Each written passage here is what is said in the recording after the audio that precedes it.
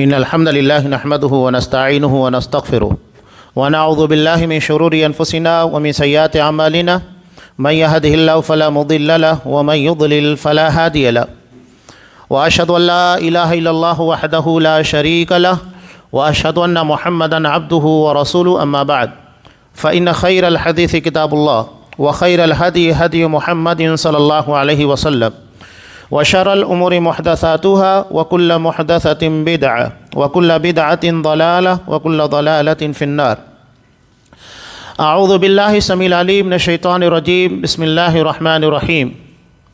يا أيها الذين آمنوا اتقوا الله حق تقاته ولا تموتن إلا وأنتم مسلمون. يا أيها الناس اتقوا ربكم الذي خلقكم من نفس واحدة وخلق منها زوجها وبث منهما رجالا كثيرا ونساء واتقوا الله الذي تساءلون به والأرحام إن الله كان عليكم رقيبا. يا أيها الذين آمنوا اتقوا الله وقولوا قولا سديدا يصلح لكم أعمالكم ويغفر لكم ذنوبكم ومن يطع الله ورسوله فقد فاز فوزا عظيما. وقال اليوم أكملت لكم دينكم وأتممت عليكم نعمتي ورضيت لكم الإسلام دينا. وعن عائشة رضي الله تعالى عنها قالت قال رسول الله صلى الله عليه وسلم من عمل عملا ليس عليه أمرنا فهو رد. رواہ مسلم. تمام قسموں کی تعریفات اللہ رب العالمین وحدہ لا شریک کے لیے لائق و زیبا ہیں، جو ساری کائنات کا تنہا خالق و مالک ہے، اور بے شمار درود و سلام ہو اللہ کے آخری نبی جناب کریم محمد رسول اللہ صلی اللہ علیہ وسلم کی ذات مقدسہ پر. محترم حاضرین، اللہ تبارک و تعالیٰ کی رحمت مغفرت بہت وسیع ہے. اگر اس بات کا اندازہ آپ کو لگانا ہے، میں ایک حدیث آپ کو بنیادی طور پر پیش کرتا ہوں، اس کے بعد بات آگے بڑھاتے ہیں.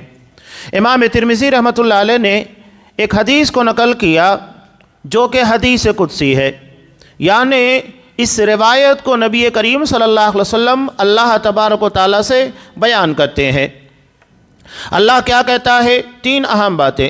یا ابن آدم انک ما دعوتنی ورجوتنی غفرت لک علی ما کان فیک ولا ابالی. آدم کی اولاد، جو تم مجھ سے دعائیں مانگے گا، امید وابستہ کرے گا، وہ ساری چیزیں تجھے میں عنایت کروں گا. ولا ابالی، مجھے کوئی پرواہ نہیں. اللہ صمد ہے، بے نیاز ہے، اسے کس بات کی پرواہ ہے؟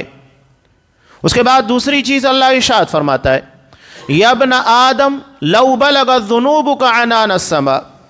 آدم کی اولاد، اگر تیرے گناہ آسمان کی بلندی کو چھو جائیں، ثم استغفرتنی، اس کے بعد تو مجھ سے مغفرت طلب کرے، اپنے گناہ کے بارے میں معافی مانگے، غفرت لک ولا ابالی، میں تجھے بخش دوں گا، مجھے کوئی پرواہ نہیں، کوئی فکر نہیں.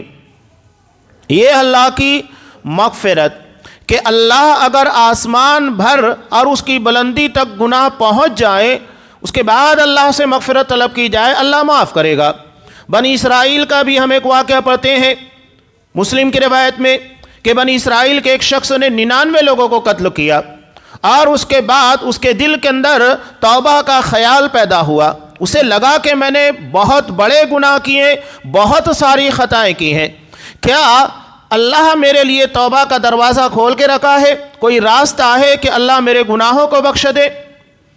اب اس نے جا کر ایک شخص سے سوال کیا. اب یہاں سوال کس سے کرنا چاہیے وہ بھی بہت ضروری ہے. جیسا کہ آپ اگر بیمار ہوتے ہیں تو دوا کس سے لیں گے؟ جو سرٹیفائیڈ ہے، ڈاکٹر جسے باقاعدہ اس بیماری کے بارے میں علم ہے، اس کو اچھا خاصا تجربہ ہے، یا آپ کسی بھی میڈیکل کے پر جائیں گے اور دوا لے کر آ جائیں گے؟ نہیں. تو وہ ایک عبادت گزار کے پاس چلا گیا جسے اپنی عبادت کے پر بڑا ناز تھا. ہمارے یہاں بھی ایسا ہوتا ہے، بعض لوگ عبادت کرتے ہوئے اپنے آپ کو بڑا متقی اور پارسا سمجھنے لگتے ہیں، باقی سارے مسلمانوں کو حقیر اور ذلیل سمجھتے ہیں، جو نماز نہیں پڑھتے، روزہ نہیں رکھتے. اگر کوئی مسلمان نماز روزے کا پابند نہیں، دین کی پابندی نہیں کرتا، دین کے احکام کے مطابق نہیں چلتا، ہماری ذمہ داری کیا ہے؟ ہماری ذمہ داری اسے دین کے صحیح راستے پر لانا ہے یا اسے مزید دور کرنا ہے؟ ہماری ذمہ داری ہے سمجھانا، کنوینس کرنا اور اسے صحیح راستے پر لانے کی پوری کوشش کرنا، یہ ہماری ذمہ داری ہے۔ یہ نہیں کہ اس کے پر لیبل لگا کر معاملہ ختم کر دیا جائے، نہیں۔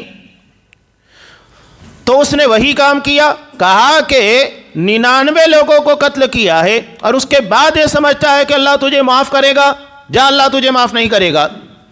اب اس نے سوچا کہ جب 99 لوگوں کو قتل کرنے کے بعد بھی جہنم میں جانا ہے تو اس ایک آدمی کو بھی مارو، 100 پورا کرو۔ اس نے اسے بھی مار دیا، لیکن اس کے بعد بھی اس کے دل میں یہ داعیہ تھا کہ یقیناً اللہ تبارک و تعالیٰ نے کوئی راستہ رکھا ہے جہاں میرے گناہوں کی بخشش ہو سکتی ہے۔ چنانچہ اسے ایک صحیح عالم کا پتہ بتایا گیا۔ اب عالم ہوتا ہے، اس نے اس کے گناہوں کے پر آر نہیں دلائی کہ اتنے سارے لوگوں کو 100 لوگوں کو قتل کر دیا، اس کے بعد تجھے خیال آیا، نہیں۔ اس نے کتنی پیاری بات کہی، کہا کہ اللہ اور تیرے توبہ کے درمیان کون سی چیز حائل ہے؟ ایک کام کر، تو اللہ سے توبہ کر، اللہ تیرے گناہوں کو معاف کرے گا۔ لیکن اس کے ساتھ ساتھ اس نے ایک اور چیز بتائی، بہت اہم حدیث کی چیز ہے۔ اس نے کہا جس بستی کے اندر تم رہتے ہو وہاں مت رہو، اس لیے کہ وہ نیک لوگوں کی بستی نہیں ہے جہاں تمہیں اتنے سارے گناہ کرنے کے بعد بھی روکنے ٹوکنے والا کوئی موجود نہیں۔ تم نیک لوگوں کی بستی میں جاؤ، فلاں جگہ نیک لوگوں کی بستی ہے وہاں جاؤ۔ چنانچہ اس نے توبہ کیا، توبہ کرنے کے بعد نیک لوگوں کی بستی کے قریب جا رہا تھا، راستے میں موت واقع ہو گئی۔ اب 2 فرشتے آئے، ایک نے کہا کہ نہیں، اس نے 99 لوگوں کو قتل 100 لوگوں کو قتل کیا ہے، اس کو جہنم میں ڈالنا ہے۔ دوسرا کہا نہیں، یہ توبہ کر کے جا رہا تھا، لہذا اسے اللہ کی مغفرت مل چکی ہے، اس کو جنت میں لے کر جانا ہے۔ اب اللہ نے ان لوگوں کے تصفیے کے لیے ایک تیسرا فرشتہ بھیجا۔ اس نے کہا یہ دیکھو کس بستی کے قریب تھا، نیک لوگوں کی بستی کے قریب ہے تو نیک لوگوں کے ساتھ اس کا حشر کیا جائے، اور اگر وہ برے لوگوں کی بستی کے قریب تھا تو ان لوگوں کے ساتھ اس کا شمار ہوگا۔ اور جب اسے ناپا گیا تو ایک بالش تو وہ نیک لوگوں کی بستی کے قریب تھا، تو چنانچہ اسے نیک لوگوں کے اندر شامل کر کے اللہ نے معاف کر دیا، جنت میں داخل کیا۔ یہ بتانے کا مقصود یہ ہے کہ اللہ کی مغفرت بڑی وسیع ہے۔ تیسری اہم بات اس حدیث کے اندر کیا بیان کی گئی؟ اللہ نے کہا یا ابن آدم لو اتیتنی بقراب الارض خطایا، آدم کی اولاد اگر تو زمین بھر کر خطا لے کر آئے گا، غلطیاں لے کر آئے گا، ثم لقیتنی لا تشرک بی شیئا، لیکن اس حالت میں مجھ سے ملاقات کرے گا کہ تو نے میرے ساتھ کسی کو شریک نہیں بنایا، لَأَتَيْتُكَ بِقَرَابِهَا مَغْفِرَةً، تو میں اتنی ہی مغفرت بخشش لے کر آؤں گا۔ یہ ہے اللہ کی مغفرت اور اس کی بخشش کہ بندہ اگر شرک نہیں کرے گا تو یقیناً اللہ تبارک و تعالیٰ اس کے گناہوں کو معاف کر دے گا۔ سورہ نساء میں اللہ نے صاف کہا ان اللہ لا یغفر ان یشرک بہ، اللہ اس بات کو قطعاً معاف کرنے والا نہیں کہ اس کے ساتھ شرک کیا جائے، وَيَغْفِرُ مَا دُونَ ذَلِكَ لِمَن یشاء، اور اس کے علاوہ جتنے گناہ ہوں گے سب اللہ معاف کر دے گا۔ آپ کو حیرت ہوگی، سورہ انعام 18 انبیاء کرام کا تذکرہ کرنے کے بعد اللہ تبارک و تعالیٰ کیا کہتا ہے؟ قرآن پڑھیے، سمجھنے کی کوشش کیجئے، جب ہمیں معلوم ہوگا کہ اللہ کو کیا پسند ہے کیا ناپسند ہے، کس کی بنیاد کے پر وہ معاف کرتا ہے اور کن گناہوں کو معاف کرنے والا نہیں ہے۔ 18 انبیاء کرام کا تذکرہ کیا، حضرت ابراہیم کا، حضرت موسیٰ کا، حضرت عیسیٰ کا، حضرت یونس کا، حضرت ہارون کا، 18 انبیاء کرام۔ اس کے بعد اللہ نے کیا بات کہی؟ ہر مسلمان کو یہ بات یاد رکھنا چاہیے۔ اس کے بعد اللہ نے کیا کہا؟ وَلَوْ أَشْرَكُوا، اگر بالفرض یہ انبیاء بھی شرک کرتے، لَحَبِطَ عَنْهُمْ مَا كَانُوا يَعْمَلُونَ، تو ان کی زندگی کے سارے اعمال کو ضائع اور برباد کر دیا جاتا۔ سوچئے کہ انبیاء کرام کی نیکیاں، ان کی زندگی کی اول سانس سے آخر سانس تک وہ صرف اللہ کی بندگی، اللہ کے حکم کے مطابق چلتے ہیں، ان کی نیکیوں کا آپ اندازہ لگا ہی نہیں سکتے۔ لیکن اس کے بعد اللہ کیا کہہ رہا ہے؟ اگر بالفرض انہوں نے بھی شرک کیا تو ان کی زندگی کے سارے اعمال کو اللہ ضائع اور برباد کر دے گا۔ اب اس سے بڑھ کر سنگین بات کیا ہو سکتی ہے؟ حالانکہ انبیاء سے شرک کا صدور ناممکن ہے، کہ ایک نبی اللہ تبارک و تعالیٰ کے ساتھ شرک کرے، شرک جیسا عظیم گناہ کرے، عام گناہ کا امکان نہیں تو شرک کے بارے میں تصور بھی نہیں کیا جا سکتا، لیکن اللہ بتا رہا ہے شرک اتنا خطرناک ہے کہ اللہ اس کو قطعاً معاف کرنے والا نہیں ہے۔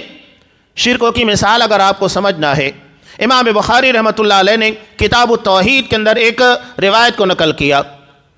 امام بخاری رحمۃ اللہ علیہ کی ذہانت دیکھیے، کتاب التوحید کے اندر یعنی اللہ کی وحدانیت، اللہ کو اس کی عبادت میں، اس کی ذات میں، اس کی صفات میں اکیلا ماننا، بے مثل ماننا، نہ اللہ کی ذات کی طرح کوئی ذات ہے، نہ اللہ کی صفات کی طرح کسی کے اندر خوبی ہے، صفت ہے، یہ اللہ کی توحید ہے، وحدانیت ہے۔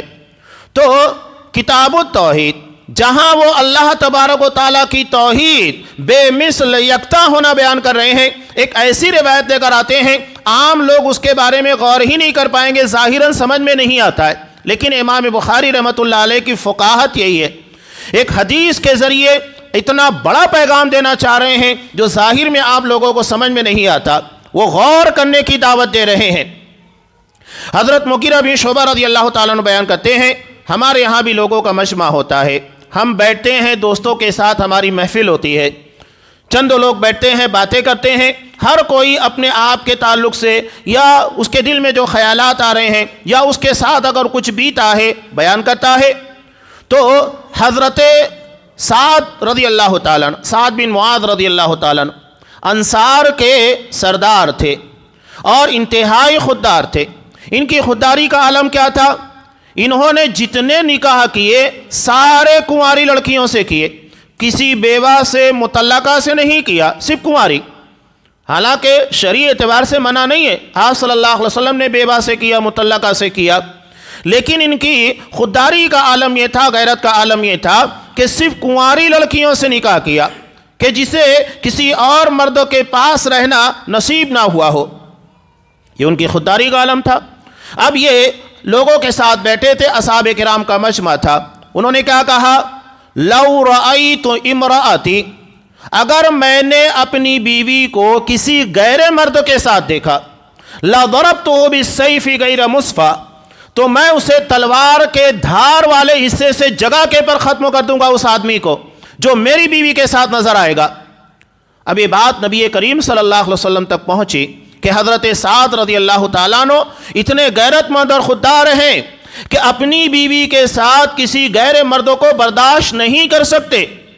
آپ صلی اللہ علیہ وسلم نے کہا اتعجبون من غیرت سعد، کیا تمہیں حضرت سعد رضی اللہ تعالیٰ عنہ کی غیرت، ان کی خودداری کے پر حیرت ہوتی ہے؟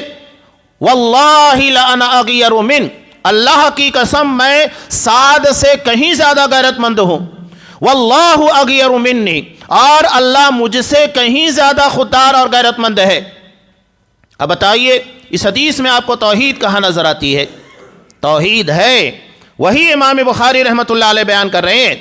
اب بتائیے ایک آدمی جو اپنی بیوی کو سال میں چند جوڑے کپڑے دیتا ہے، اس کی زندگی کی ضروریات پوری کرتا ہے، مکان دیتا ہے، تحفظ دیتا ہے، سیکورٹی دیتا ہے، یہ ساری چیزوں کو دینے کے بعد کیا وہ یہ برداشت کرتا ہے کہ اس کی بیوی جس نظر سے، جس محبت کے ساتھ اسے دیکھتی ہے کسی غیر مرد کو دیکھے؟ کسی بھی خوددار اور غیرت مند کی خودداری، غیرت یہ برداشت نہیں کرے گی کہ اس کی بیوی جس انداز سے، جس محبت کے ساتھ اس کے ساتھ پیش آتی ہے کسی غیر مرد کی طرف نگاہ اٹھا کر دیکھے یا اس طرح کا برتاؤ کرے، نہیں برداشت کرے گا۔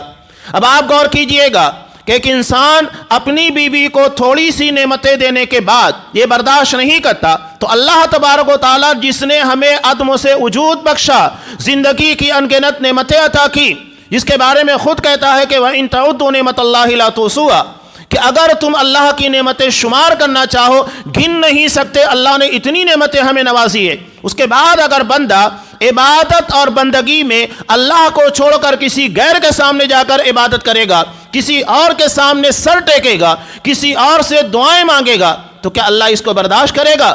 قطعاً برداشت نہیں کرے گا۔ اسی لیے اللہ نے شرک کے بارے میں کہا اللہ شرک کو معاف نہیں کرے گا۔ ایک انسان اپنی بیوی کی ساری خطاؤں کو معاف کر سکتا ہے، اس کی ساری غلطیوں کو نظر انداز کر سکتا ہے، لیکن اس کی خودداری، اس کی غیرت اس بات کو گوارا نہیں کرتی ہے کہ اس کے تعلق سے جو محبت اور الفت ہوتی ہے وہ کسی غیر مرد کے ساتھ نبھائے، وہ اس بات کو قطعاً برداشت نہیں کرتا ہے۔ یہ ہے شرک کی حقیقت سمجھنے کے تعلق سے ایک اہم روایت۔ اللہ نے 18 انبیاء کرام کا تذکرہ کیا، نبی کریم صلی اللہ علیہ وسلم کو بھی کہا کہ لَإِنْ أَشْرَكْتَ لَيَحْبَطَنَّ عَمَلُكَ۔ سورہ زمر میں کہا کہ اے میرے حبیب، اگر بالفرض آپ نے بھی شرک کیا تو آپ کے سارے اعمال ضائع ہو جائیں گے، ساری نیکیاں برباد ہو جائے گی۔ یہ ہے شرک۔ شرک کا مطلب کیا ہے؟ بہت آسان انداز میں آپ کو بیان کروں۔ شرک کہتے ہیں، یہ عربی زبان کا لفظ ہے، شرک کا مطلب ہوتا ہے شریک بنانا، پارٹنر بنانا۔ کفر اور شرک دو الگ الگ گناہ ہے۔ کفر کا مطلب ہوتا ہے انکار کرنا، یعنی کافر وہ ہوتا ہے جو اللہ کو نہیں مانتا، اور مشرک کون ہوتا ہے؟ جو اللہ کو بھی مانتا ہے، اور موحد کون ہوتا ہے؟ جو صرف اللہ کو مانتا ہے۔ یہ تینوں کے درمیان فرق یاد رکھیے گا، کافر، مشرک، موحد۔ کافر اسے کہتے ہیں جو اللہ کو نہیں مانتا، اللہ کی نہیں مانتا، اور مشرک اسے کہتے ہیں جو اللہ کو بھی مانتا ہے، یعنی اللہ کی بھی عبادت کرتا ہے، دوسروں کی بھی عبادت کرتا ہے۔ اور موحد وہ ہوتا ہے جو صرف اللہ کی عبادت کرتا ہے، اور اللہ نے جتنی مغفرت، جتنی نعمتوں کے، رحمتوں کے وعدے کیے، یہ صرف موحدین کے لیے کیے، یعنی جو صرف اللہ کی عبادت کرتے ہیں۔ سورہ فاتحہ آپ پڑھتے ہیں، کیا کہتے ہیں؟ ایاک نعبد و ایاک نستعین۔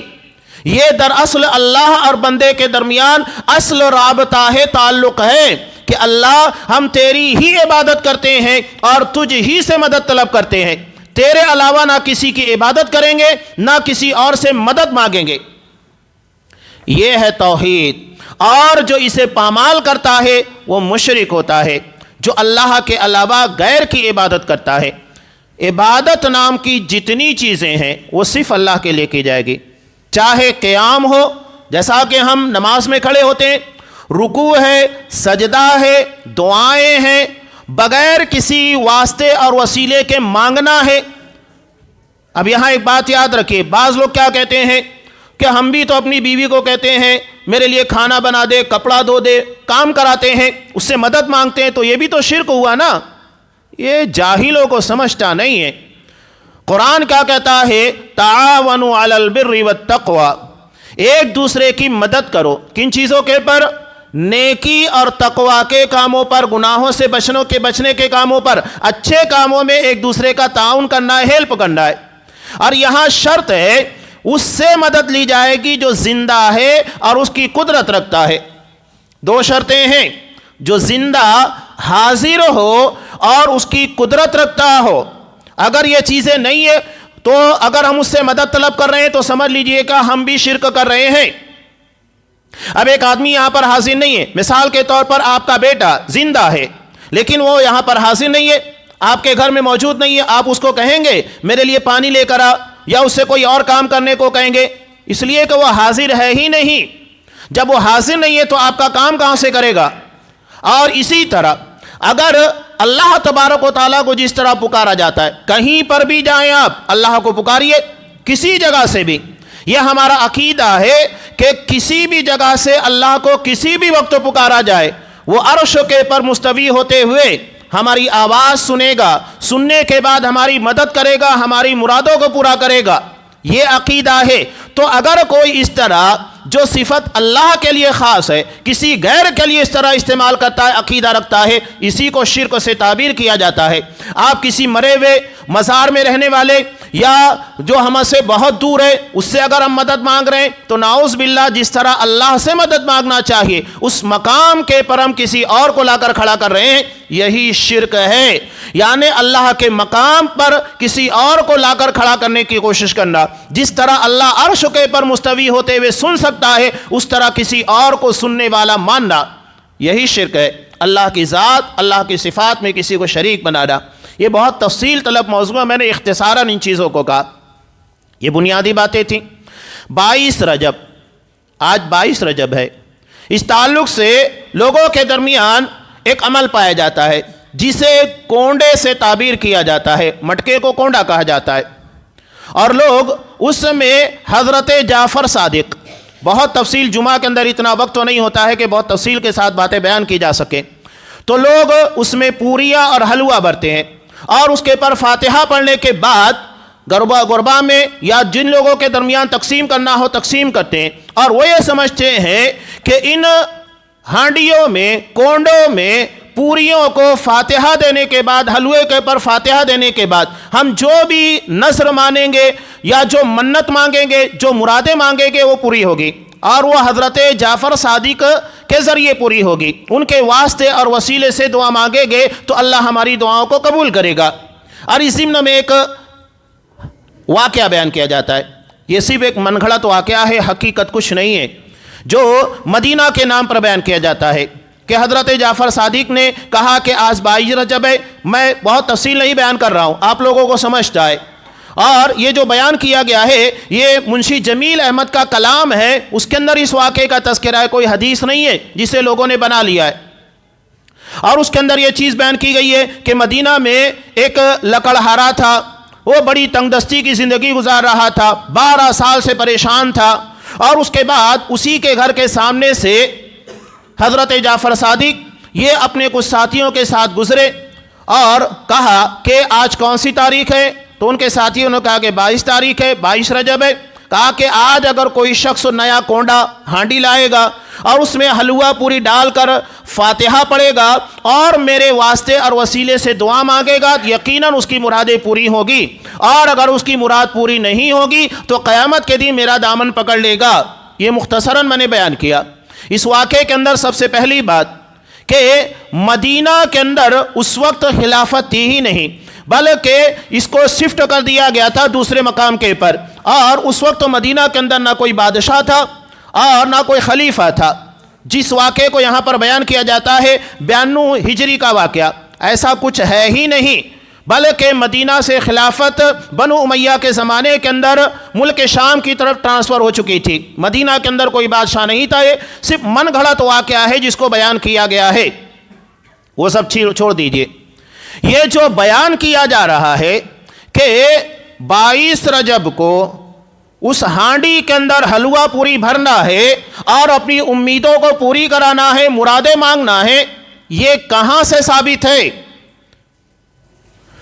جتنے انبیاء کا واقعہ قرآن مجید کے اندر بیان کیا گیا، حضرت ابراہیم علیہ السلام جب دشمنوں نے انہیں نرگے میں لیا، کس سے مدد مانگی؟ اللہ تبارک و تعالیٰ سے، یہاں تک کہ بارش کا فرشتہ بھی آ گیا، کہا کہ اگر آپ حکم دے بارش برسا کر اس آگ کو ٹھنڈی کر دیں گے، کہا کہ نہیں، حسبنا اللہ و نعم الوکیل، میرے لیے میرا اللہ کافی ہے، اور اللہ نے مدد کی۔ تو کیا حضرت ابراہیم نے کسی اور کو پکارا؟ اور دنیا میں انسانوں کے اندر انبیاء کرام سے بڑا مقام کسی کا نہیں ہے، اور اس میں بھی حضرت ابراہیم خلیل اللہ علیہ السلام اور محمد رسول اللہ صلی اللہ علیہ وسلم کا مقام سب سے بلند ہے۔ حضرت ابراہیم اللہ سے مدد مانگ رہے ہیں، وہ کہہ رہے کہ میرا اللہ میرے لیے کافی ہے۔ حضرت یونس علیہ السلام مچھلی کے پیٹ میں ہیں، مصیبتوں کے اندر گھرے ہوئے ہیں، سمندر ہے، بڑی مچھلی ہے جو انہیں اپنے پیٹ کے اندر زندہ نگل چکی ہے، کس سے دعا مانگی، کس سے مدد مانگی؟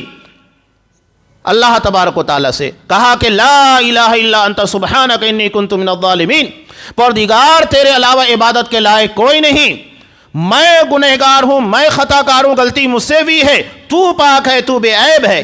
اللہ تبارک و تعالیٰ نے ان کی دعا کو سنا، سمندر کی گہرائیوں میں مچھلی کے پیٹ میں آواز دے رہے ہیں، دعا مانگ رہے ہیں، اللہ نے دعا قبول کی کہ نہیں کی؟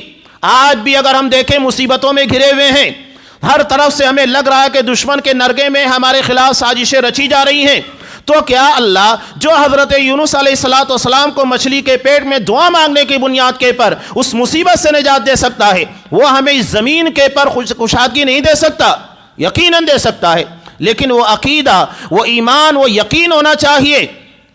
سارے انبیاء نے اللہ تبارک و تعالیٰ سے دعا مانگی، حضرت آدم علیہ السلام ان سے خطا ہوئی، اللہ سے دعا مانگی، اللہ سے معافی مانگی، اللہ نے انہیں معاف کیا، بخش دیا۔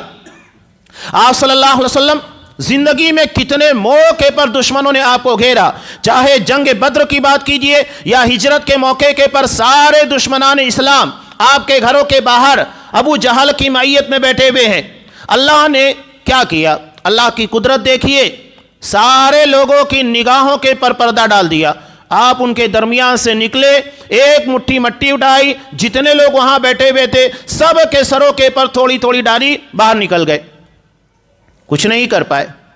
یہاں تک کہ غار ثور میں تھے، اتنا قریب پہنچ چکے تھے، حضرت ابوبکر صدیق رضی اللہ تعالیٰ نے کہا کہ اللہ کے رسول اگر ان میں کا کوئی شخص اپنے جوتے کے تسمے کی طرف دیکھے گا ہمیں دیکھ لے گا۔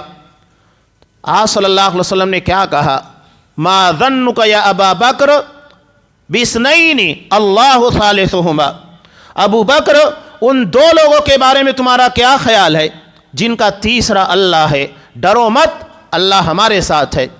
اور وہاں پہنچنے کے بعد انہیں اتنی توفیق نہیں ہوئی، عمومی طور پر آدمی کسی غار میں چھپے گا، جو چھپنے کی جگہ ہوتی ہے، کسی کو توفیق نہیں ہوئی اس غار کے اندر جھانک لے جس میں آپ صلی اللہ علیہ وسلم پناہ لیے ہوئے تھے، نہیں توفیق مل پائی۔ اللہ نے حفاظت کی۔ ہر موقع پر آپ صلی اللہ علیہ وسلم کس سے دعا مانگ رہے ہیں؟ اللہ سے دعا مانگ رہے ہیں۔ اور یہی تو اس بات کی دلیل ہے کہ چاہے انبیاء ہوں، چاہے اصحاب کرام ہو، صلحاء ہو، بزرگان دین ہو، سب اللہ کے محتاج ہیں۔ اللہ تبارک و تعالیٰ بے نیاز ہے، ہر کوئی اللہ سے دعا مانگے گا، اللہ کو چھوڑ کر کسی غیر اللہ سے دعا نہیں مانگی جائے گی۔ اب یہاں حضرت جعفر صادق کے نام کے پر انہیں نعوذ باللہ اللہ تبارک و تعالیٰ کے جگہ پر کھڑا کیا جا رہا ہے، ان کے نام، ان کے واسطے وسیلے سے دعا مانگی جا رہی ہے۔ آپ کس سے دعا مانگ رہے ہیں؟ کس کو اللہ تبارک و تعالیٰ کے سامنے لا کر کھڑا کر رہے ہیں؟ یہ بہت خطرناک۔ اور یہاں ایک بات ضمناً میں بیان کروں، حقیقت میں یہ رافضیوں کی طرف سے بنایا ہوا ایک تہوار ہے جو ہمیں شرک میں ڈالنے کے ساتھ ساتھ اصحاب کرام سے نفرت سکھاتا ہے۔ 22 رجب کو حضرت امیر معاویہ رضی اللہ تعالیٰ عنہ جو نبی کریم صلی اللہ علیہ وسلم کے برادر نسبتی تھے، جس کو ہم سالہ کہتے ہیں، حضرت ام حبیبہ رضی اللہ تعالیٰ عنہ کے بھائی تھے، اس اعتبار سے یہ ہمارے ماموں ہیں، اس لیے کہ آپ صلی اللہ علیہ وسلم کی تمام ازواج مطہرات یہ مومنوں کی ماں ہیں، اور حضرت امیر معاویہ رضی اللہ تعالیٰ عنہ ام حبیبہ ہماری ماں کے بھائی ہیں۔ اس بنیاد پر تمام امت کے ماموں ہیں، ان کی وفات کی خوشی میں منایا جاتا ہے، باقی کچھ بھی نہیں ہے۔ یہ بیان کرنا میرا مقصود تھا۔ تو شرک کی قباحت سمجھیے، آپ کو جب بھی ضرورت ہو، جس طرح انبیاء نے ہمیشہ اللہ کو پکارا، آپ اللہ سے دعا مانگیے، ان دعاؤں کو استعمال کیجئے جو آپ کو قرآن میں انبیاء کرام کی سکھائی گئی، جو احادیث میں نبی کریم صلی اللہ علیہ وسلم نے دعائیں مانگی، صرف اللہ سے دعا مانگیے۔ یہی ہماری مرادوں کو پورا کرنے اور اللہ تبارک و تعالیٰ کے ہاں ہماری مغفرت اور رحمت کا سب سے بڑا اور اہم ذریعہ ہے۔ اللہ تبارک و تعالیٰ سے دعا ہے کہ پروردگار ہمیں شرک کی قباحت کو سمجھنے اور اس عظیم گناہ سے بچنے کی توفیق دے، اس لیے کہ اگر یہ گناہ ہوگا تو اللہ کے ہاں مغفرت ہونے والی نہیں، اللہ کے ہاں بخشش ہونے والی نہیں، جس کا تذکرہ کر کے اللہ نے کہا کہ اگر 18 انبیاء کرام یہ بھی بالفرض اگر شرک کریں گے، ان کے سارے کے سارے اعمال، ساری نیکیاں ضائع ہوں گی۔ تو ہم جیسے گنہگار اور خطاکار لوگ اگر شرک کرے تو سوچئے کہ اللہ کے ہاں کیا حشر ہوگا۔ اس گناہ کے بارے میں اللہ نے صاف کہا اس کی کوئی مغفرت نہیں ہے، اللہ بہت رحیم و کریم ہے، لیکن اللہ شرک کو نہیں معاف کرے گا۔ واضح دو ٹوک انداز میں قرآن مجید کے اندر بیان کیا ہے، لہذا ہمیں شرک سے بچنا ہوگا۔ کوئی یہ نہ سمجھے کہ ہم مسلمان ہیں شرک نہیں کر سکتے، نہیں، قرآن کہتا ہے وَمَا يُؤْمِنُ أَكْثَرُهُم بِاللَّهِ إِلَّا وَهُم مُشْرِكُونَ، بہت سارے لوگ یہ ایمان کے بعد بھی مشرک ہی رہتے ہیں، یعنی اپنے ایمان کی حفاظت نہیں کر پاتے۔ لہذا اس بارے میں ہمیں بہت چوکندہ رہنے کی ضرورت ہے۔ اللہ تبارک و تعالیٰ سے دعا ہے پروردگار ہمیں اس عظیم گناہ سے محفوظ رکھے، ہر قسم کے شرک و بدعات اور خرافات جو ہمیں دین سے دور کرنے کا ذریعہ بنتے ہیں، اللہ اور اس کے رسول اور اصحاب کرام سے دور کرنے کا ذریعہ بنتے ہیں، ہمیں ان تمام چیزوں سے محفوظ رکھے، ایسے اعمال کی توفیق دے جو آپ صلی اللہ علیہ وسلم کی سنت کے مطابق ہو، جس میں اخلاص ہو للہ، تو جو اللہ کی رضا کے لیے کیا جاتا ہو، نہ ریاکاری کا جذبہ ہو، نہ لوگوں کے درمیان نمائش کا جذبہ ہو، صرف خالص اس کی رضا کے لیے اعمال کو بجا لانے، نبی کی سنت کے مطابق ان سارے امور کو بجا لانے کی توفیق دے، اور جب تک ہمیں دنیا میں رکھے اسلام کے پر رکھے اور ہمارا خاتمہ ایمان کے پر فرمائے، آمین۔ بارک اللہ لنا ولکم فی القرآن العظیم ونفعنی وإیاکم بالآیات والذکر الحکیم انہ تعالی جواد کریم ملک برؤوف رحیم.